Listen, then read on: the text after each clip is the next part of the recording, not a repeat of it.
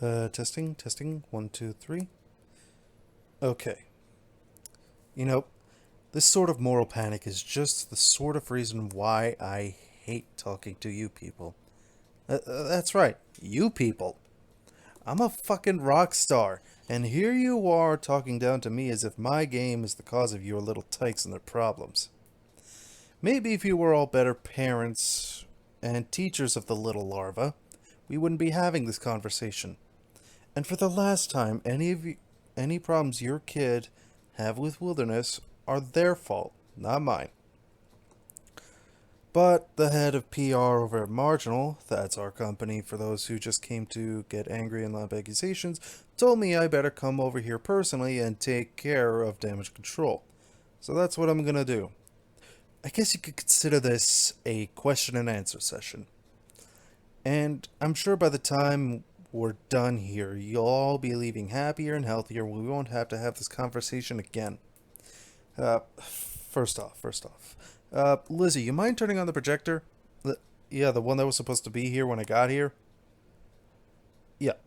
Okay, there we go. Alright, as you can see here, this is Wilderness. And as you can see, the title screen, that which is what you're looking at, isn't the warm and pastel bar of your Super Marios or your Pac-Mans. We use a lot of color to convey the feeling and splendor of nature. You know, the same splendor that your kids will be seeing in wilderness instead of going outside to view themselves. And if they happen to be outdoors, the little snots right now, they won't be by the end. Wilderness is designed around the Amiga and DOS. Though we did build a Mac compatible version after demand increased. Your goal is to survive in the wilderness, simple enough. A lot of pundits accused us of trying to bandwagon off of the success of other public edgy games, similarly to how many publishers are bandwagoning off of Myst. Thing is, Wilderness is entirely its own beast. We don't have an end goal, or really any goal.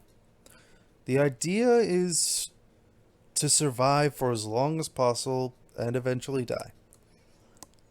Now, I can hear some of you murmuring back there, but I went into game design because I felt the world had become too soft, too malleable.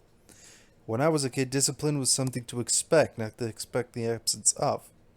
This is the 90s, people, and we're here with the edgiest, most realistic games imaginable to help your little children and maybe even you yourselves wake up to a comfortable stupor that you've been building around yourself for the last half century. Okay, first round of questions. You there, Bullet Eye. Yes, I did used to work with it, but I can't say we parted on the best of terms. They wanted to focus on their dungeon crawling property. Something at working out with Raven. I don't know the details. We at Marginal, wanted to focus on games with consequences.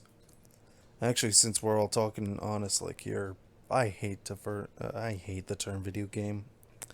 What I want to create are, what's the words? Consequence simulators. My experience at it did give me an appreciation with tight level design, though. And when we move on to the demoing phase, I'm thinking all of you who've played games before will appreciate the smooth transitions Wilderness has to offer. No, I'm not expecting you to play a full game here. Trust me, I want to get out of this room even more than you do. That's actually a pretty good question to lead into the next segment and get you some of the answers you're looking for. We were plagued with a lot of production problems during the development of Witness, and I won't pretend otherwise. A lot of the complaints you've got here about have been from the full motion video portions of the game. I'll address those in due times. You wouldn't believe some of the bullshit we had to put up with. On Game Start, you create your avatar, your in-game persona. We wanted it to be so that kids would try to first create themselves. There's a lot of occupations, a lot of backgrounds, but just between you and me, none of them matter. Just like none of your backgrounds matter. In the end, we put them in to create a sense of attachment between players and their characters. Since we couldn't really customize the look of the players too much, we rely on this to build a sense of feeling. that this isn't some nameless fuckhead. This is you. You're greeted by our actors, all FMV. We got about 10. Is that right? 10 people the player can choose to bring with them. But though they can only bring a total of 4 people. We were already developing on a strict deadline, so imagine if we had to refilm the same scene for every possible combination of people. It would have been impossible. You get some food, some clothes, and some tools for survival, and then you are told to explore. Now, one of the criticisms we got as the land and wilderness looks entirely the same. That's not the case. I can assure you there are at least 1 or 2 areas that look very, very different. But mostly we opted to have the land look similar to create a sense of loss and confusion. It's very rare to encounter anything, whether animals or other traveler. Naturally, just moving uses the in-game food statistic. Over time, we wanted to have our actors grow or more emaciated and more desperate looking. It was, it was pretty rough convincing them to method act, if you will. Still, I think you could see the results. At first, the mood of the group is optimistic. You've got no destination, no plan, but you have food, tools, and friends. Then things start going sour. We've got in-game relationship counters between members of the group. Little things like who ate the most food last rest period, who scored the big kill while hunting, what religion or ethnicity the character is. Don't look so shocked. These things make people fearful, hateful, envious. In our world, they make people kill. Pretending otherwise is the sort of compromise on quality we a marginal would never take. You only get the most visceral, most real from marginal games. Remember that. Because your group does. My favorite part of the game is how you'll start to see your little group fragment in the camping scenes. 2 people on the right, 3 on the left. Suddenly everyone is off by themselves, haggard and without food. You haven't seen an animal for days. You're hungry, you're starving, you've run out of food, and you really don't see... You really don't like, say, the guy immediately to the right. Polo tie. So what do, right? Of course, we had a lot of historical inspiration for some of the actions the player can choose to take, so I don't want to hear any criticism from you. Speaking honestly again, you don't know what you're talking about. What? You're a goddamn fucking history teacher. I don't give a shit. Because you don't know what it's really like. What any of it is really like. So if you kindly just shut up until the presentation's over. Yeah, that's better. Right, where was I? Problems. We had a lot of, and I do mean a lot of problems with this game. Accidents on the set, for example. This one turned out to be a blessing in disguise, actually. Jed, one of our FMV crew, actually lost his arm in a filming incident.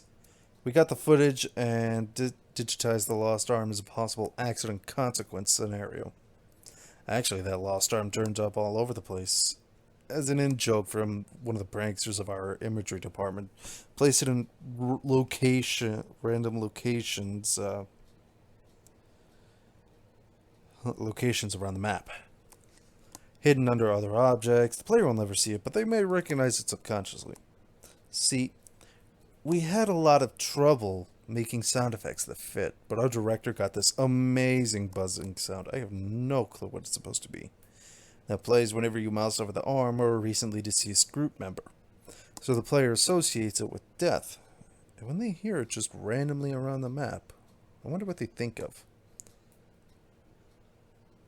The compression artifacts where the blood splatters make me laugh every time. We can never get rid of those.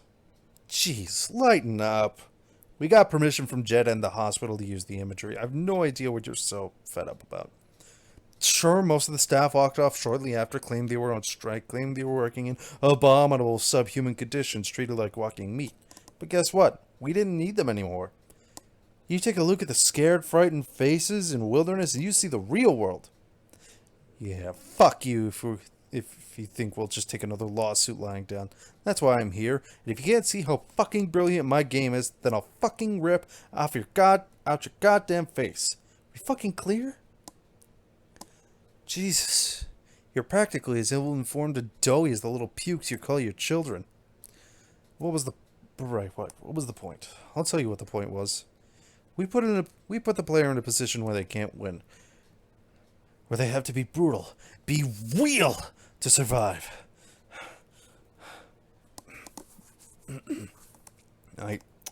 Look, any garbage you've been told about that it is completely untrue. Nothing happens after you fail the game besides being told the details of your death and the actions of your party afterwards. There are no other levels, no other areas. There was a test version of Wilderness that we released with a few friends. A little joke, I guess. A little... with some of the cut FMV footage. There's absolutely no fucking way it's found its way into your educational copies. They must be lying. What do you mean you've seen proof? Anyways, I'm telling that there's no proof. That it doesn't matter about the content of the brutal survival area because we cut it for the children's copy, and even if we didn't, they need to see it. They need to see it with their eyes open. No more questions. I've got nothing more to say. Hey folks, thank you so much for watching this video. If you liked what you saw, please hit the like button, consider subscribing and hitting that notification icon, so that way you know when I upload content and whatever else I'm doing at the moment. If you want to support me in a more personal way, consider buying me a coffee or becoming a patron on Patreon. Patreon members will get exclusive access to behind-the-scenes footage, be able to request content, and ask me questions live. For now, this is Bo and Tara, signing off. Later, folks.